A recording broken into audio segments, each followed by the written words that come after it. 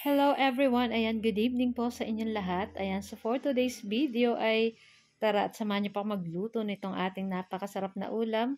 Walang iba kundi itong ating adobong sitaw at lalahukan lang po natin yan ng konting pork. Siyempre, mas marami po yung ating gulay na sitaw kesa dun sa pork. Pero, super yummy po nito kahit sitaw lang ang ulam. So, ayan na nga at sinangkot siya natin yung ating pork hanggang mag-golden brown. Tapos, nilagyan na rin natin yan ng asin at konting paminta para may lasa na po yung ating pork. At pagkatapos ay igigisa na natin dyan yung ating bawang at yung ating sibuyas. Ayan, then halu-haluin lang po natin iyan.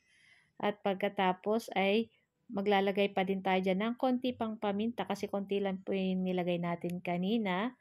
And then halu-haluin po natin. At pagkatapos ay pwede na nating ilagay dyan yung ating hinimay-himay ng ganyan lang po kahahaba. At syempre, hinugasan po natin yung ating sitaw. Ayan, medyo madami-dami po yung ating sitaw dyan. At syempre, masarap po yan kahit sitaw lang talaga.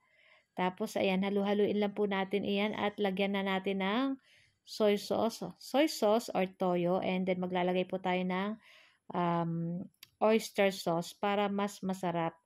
Ayan. Tapos, syempre, lalagyan natin ng konting tubig para may konti lang guys. Para may konting sabaw-sabaw lang ng konti. Ayan. Tapos, naglagay rin po pala ako dyan ng konting suka kasi nga po adobo. Kaya lang, as usual, di ko na naman guys na videohan. Pero nilagyan ko po yan ng suka.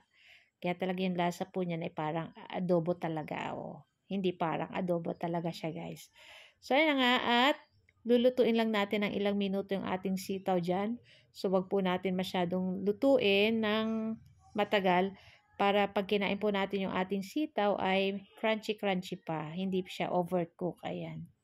Tapos, titimplahan ko din, lalagyan ko din guys ng konting sugar para pambalance sa lasa ng ating sitaw. Ayan. Tinakpan ko lang guys para madaling maluto. Ayan. Tapos, buksan na natin yung takip at naglagay na tayo dyan ng sugar. Konti lang guys. Ayan. Mga siguro 1/2 lang ng teaspoon. Ayan. Para pang-balance lang po dito sa ating napakasarap na adobong sitaw. Pwede nyo pa yan guys lagyan ng piniritong tokwa kung gusto nyo po.